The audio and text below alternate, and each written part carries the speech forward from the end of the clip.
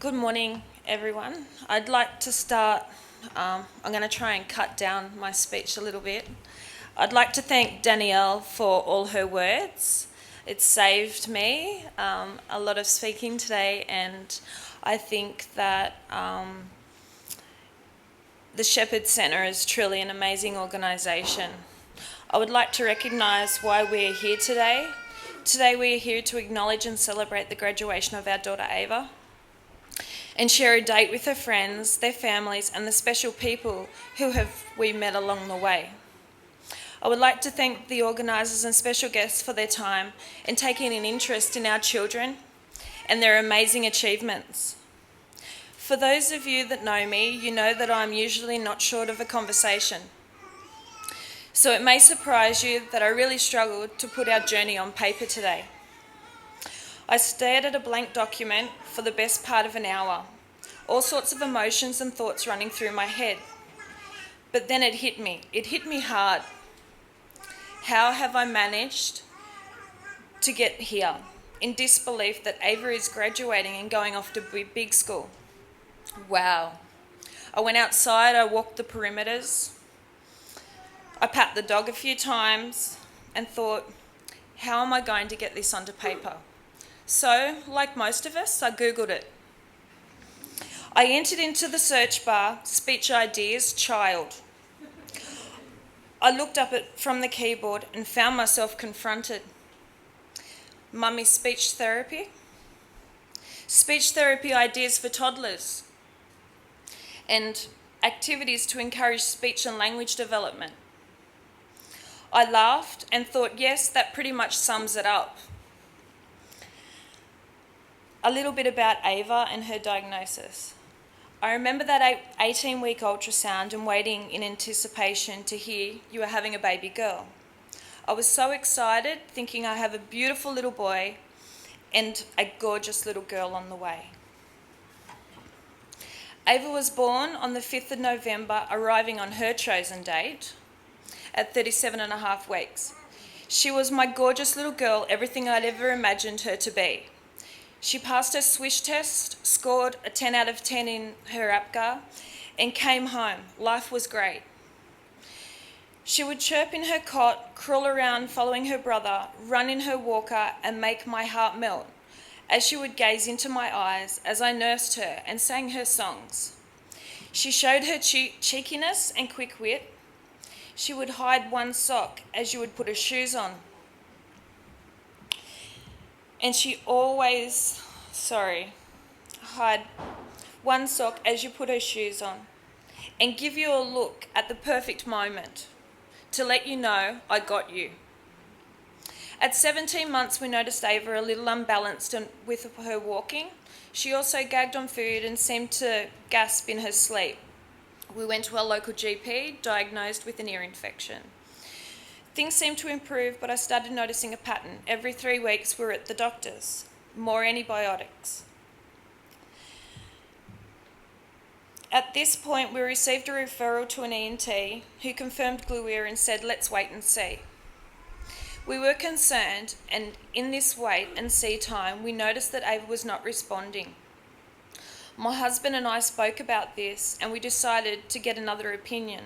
So we made an appointment with an ENT. To be honest, I think at this point I was worried. I knew something was wrong, I didn't know what it was. I remember this night I came home from a night out. Everyone was in bed and my husband called me from the bedroom. Ava was laying in the big bed. I jumped in. Then Zlatko said, watch this. He played some soft music close to her ear.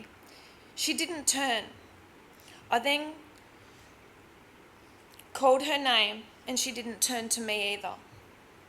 My heart sank. My husband, next thing, he did the unthinkable. He whistled so loudly it woke my son up in the next room. However, Ava didn't seem to hear a thing. I laid awake that night with tears running down my face. I can't remember what I was thinking. I think I was shocked. My world stopped. After this, we saw numerous ENTs, grommets in, adenoids taken out, more grommets put in, and still no hearing test was organised. We were fed up and in search for a good paediatrician who could help us navigate our way through the medical minefield. The first thing he asked was, "Has anyone tested a hearing?" I laughed and said, "Well, that's why I'm here. No one will listen to us." I finally had a referral, Ava's hearing test at a private clinic. They didn't tell me a thing. They didn't tell me she couldn't hear properly. I actually thought they didn't have the proper equipment. Still nothing was clear. I left with a referral to Australian Hearing. 11th of April 2012 arrived. It was a big day. I arrived at Australian Hearing with Ava, was greeted by some lovely ladies and asked to sit and wait. Looking around, I observed all the hearing devices and seen people of all ages with hearing aids, even a little boy. I thought to myself, what a cute little happy child. I never thought perhaps I may have a cute happy little girl with hearing aids in the future. It never even entered my mind.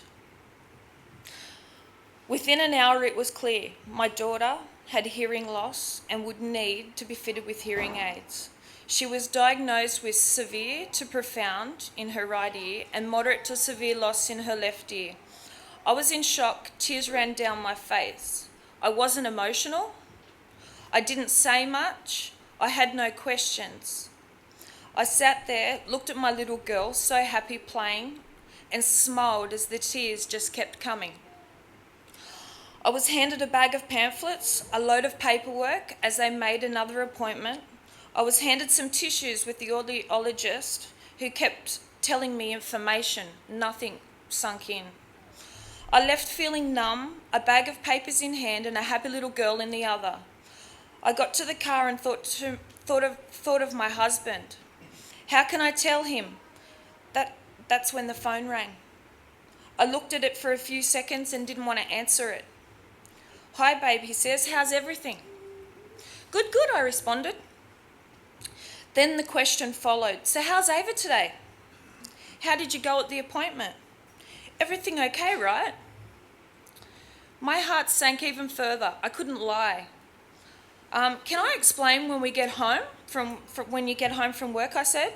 He knew something was wrong. "Did she pass the test?" he asked. By this time, my pulse is racing, unwell, then I spat it out.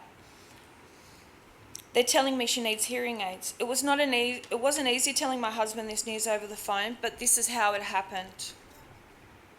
We spent many weeks in shock, searching for a cure, seeing many specialists, hoping one would tell us it will cost any amount of money for her hearing to come again back to us. We were at a point that if there was a way, we would find it, no matter the cost. I was told about the Shepherd Centre on leaving another appointment. I hadn't even left the car park when a lovely lady answered the phone. She put me straight to ease when I heard her say, "We give children a voice." She went on explaining a little more about the Shepherd Centre and what they do as she made an appointment. The 30th of April 2012, we arrived at the Shepherd Centre, and at that moment, things started moving forward. Ava received her hearing aids 8 weeks later, on the 21st of June 2012. Speech and language therapy happened every week, and we started seeing improvement. It wasn't easy at times, keeping the hearing aids on and then being lost. I look back now and I laughed. But at the time, we would panic. I found them under the fridge, in the bin, and one under the side of the house. After many months of speech therapy, Ava plateaued. Through testing, also realised that she had lost further hearing to her better ear. Ava was fitted with her first cochlear implant on the 22nd of March 2013 and switched on soon after. It was a turning point, and Ava started progressing.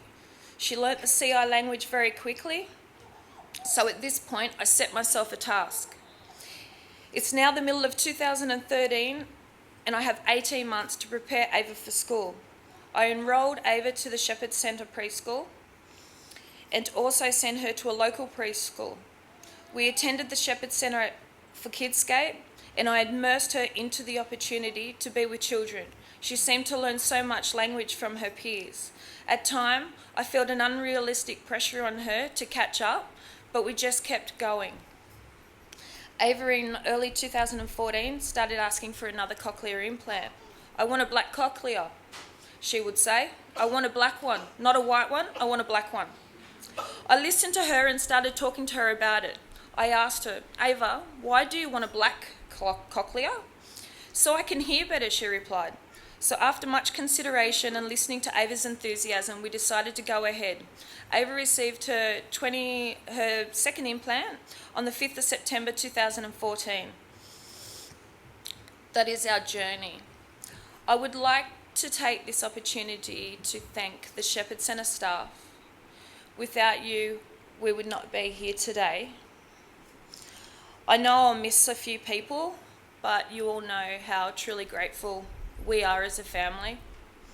I would like to express my deepest thanks and gratitude to Har and Katie. I can't thank you enough for your efforts, your understanding, and at times compassion. You are both amazing people and are true professionals and have always been honest, passionate, and maintained a balance. Lynette Williams, Ava's preschool teacher at the Shepherd Centre Casula, fantastic organisation, and I just truly believe that without Lynette and the preschool, it just brought Ava's whole world together in preparation for her school. Lynette and her team have been an instrumental part of Ava's preparation for school. From the start, Lynette gained Ava's trust, always had Ava's respect, and it's quite easy to see the special bond they share. I'd like to thank Danielle Bollard. Thank you for finding the Shepherd Centre. You are the true meaning of a breath of fresh air. Since the day you've arrived, you've been there for all of us. Thank you for your spontaneous telephone calls and your gift of perfect timing. Thank you for your understanding and allowing us all to always speak our minds without judgment. Jim Hungerford. I would like to say thank you to Jim for the time and energy he puts into visiting our children at the Shepherd Centre. I remember the first time I met you at the Casula Kidscape, which was an amazing day. That day was the first day I heard my daughter say her own name. And finally, I would like to say a huge thank you to my son, Kai, for being an amazing little boy. You are the best big brother a sister could wish for. At such a young age, you have shown such maturity and have been patient, caring, and the best teacher for Ava. Ava is an amazing little person. She is beautiful, she's courageous, caring, compassionate. She lets nothing hold her back. She is determined and downright stubborn at times. Her humour is priceless and her smile instantly warms your heart. Yes, I am proud of my little girl as I stand here today. She has overcome some great obstacles and now has the world at her feet. I believe standing here today, a great sense of relief, but more than anything, I am so excited for her. Our little girl is off to big school. I would also like to thank my husband, Zlatko. You are truly an amazing father my children could ever wish or hope for. You're a beautiful man. You're so strong. You've kept me going. You've worked so hard and you seem to divide your time where you can. And I love you so much for allowing me to stay at home and travel those 250 kilometres a fortnight to see our daughter and our children receive what they truly deserve, and I love you so much.